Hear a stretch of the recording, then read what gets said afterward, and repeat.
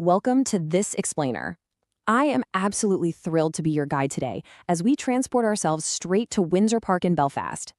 The stage is perfectly set for the absolute pinnacle of youth European football, the final of the UEFA European Women's Under-17 Championship.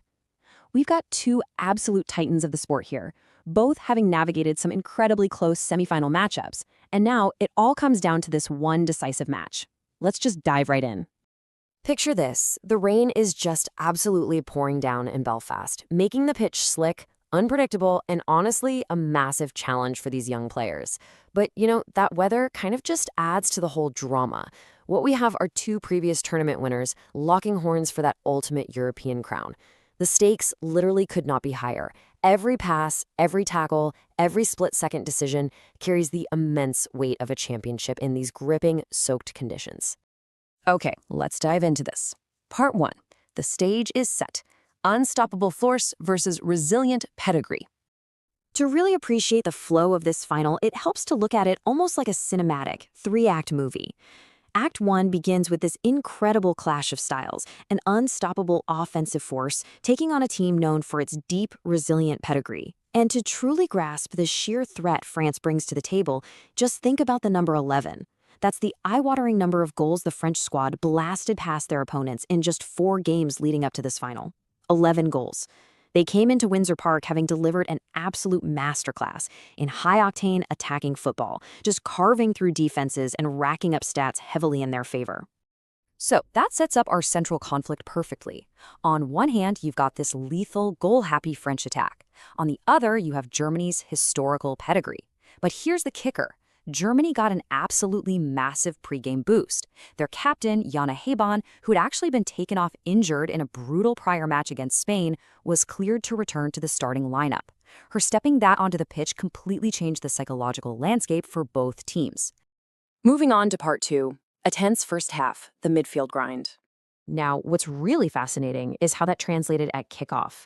Those early minutes, pure nerve-wracking chaos. The play was physical. It was back and forth. That rain was making the ball skip and slide everywhere. Both teams were just trading massive blows, fighting tooth and nail to establish dominance in the middle of the park. France turned up the heat with immense early midfield pressure, forcing wild clearances. But Germany, they had a golden opportunity early on through Victoria Sling. She was clean through on goal, but she just hesitated, took maybe one touch too many, and the chance was gone. Right after that, a massive, desperate boot from DL denied Germany what looked like a sure opener. It was just absolute first-half mayhem. Which brings us to part 3, the breakthrough goal, a decisive moment. As the first half ground on, that tension just had to snap. And here we hit the match's major turning point. Let's actually walk through exactly how that deadlock was finally shattered, almost like a slow-motion replay. First, you have Glisson putting in an unbelievable amount of hard work, battling all by herself, just hanging around the box to keep the play alive. All that pressure forces a massive initial save from the French defense. The ball is loose, it's not cleared, and then, out of nowhere, Mirja Kleemann, arriving at the exact right place at the precise right millisecond to tuck the ball away. Bam, deadlock broken. And let me tell you, that crucial strike was absolutely no accident. That was Mirja Kleemann's 5th goal of the tournament. 5. The true mark of a world-class striker is being right there to clean up the chaos. And that 5th goal, well, it proved to be the most vital one she'd score in the entire campaign, giving Germany that crucial lead.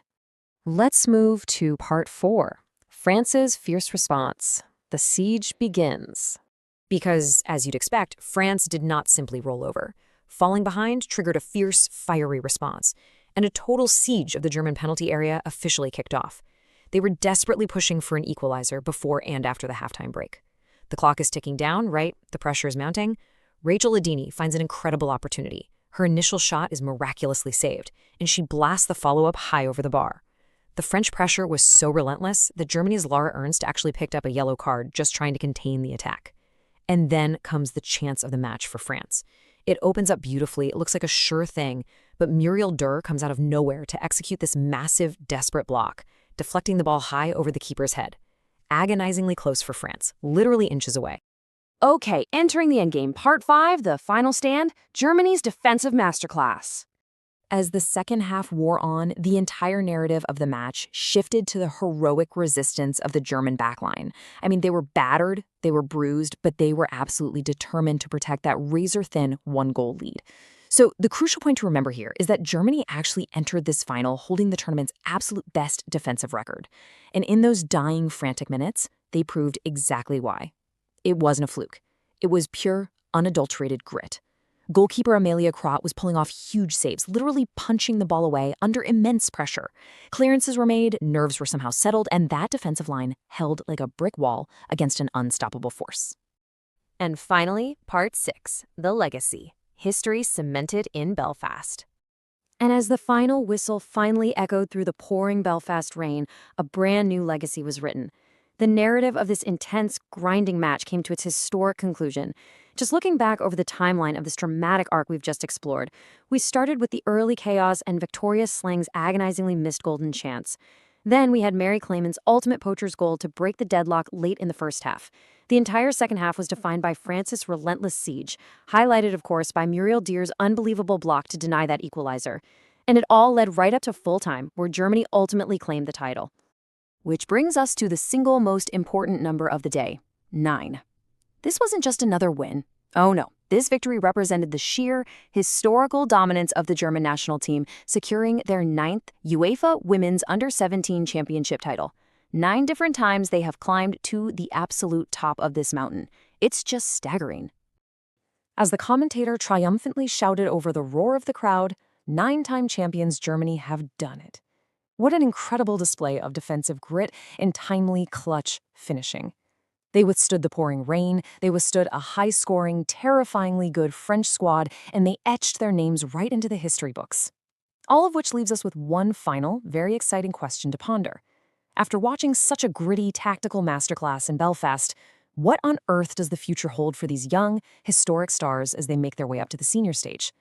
The sky is the limit. Thank you so much for exploring this amazing match with me. Keep learning, and I'll catch you in the next explainer.